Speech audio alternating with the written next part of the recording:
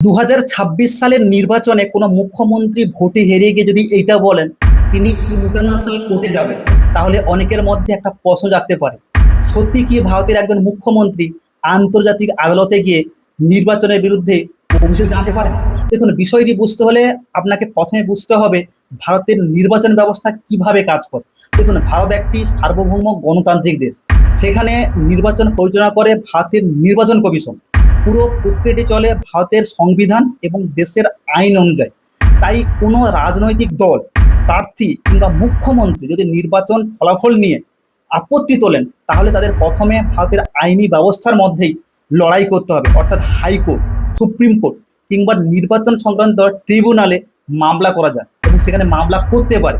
এখন প্রশ্ন হলো, ইন্টারন্যাশনাল কোর্ট অফ জাস্টিস কি এই ধরনের মামলা শুনতে পারে?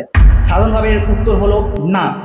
কারণটা হচ্ছে এটাই, এটা মূলত এক দেশ বনাম অন্য দেশের আন্তর্জাতিক বিরোধ নিয়ে কাজ করে, যেমন সীমান্তের সমস্যা, আন্তর্জাতিক চুক্তি, যুদ্ধ বা কূটনৈতিক বিরোধিতা নিয়ে।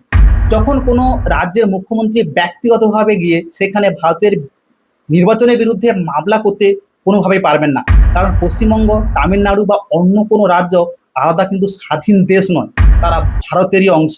তাই আন্তর্জাতিক আদালত সাধারণত ভারতের আভ্যন্তরীণ নির্বাচনী নিয়ে কোনোভাবেই হস্তক্ষেপ করে না।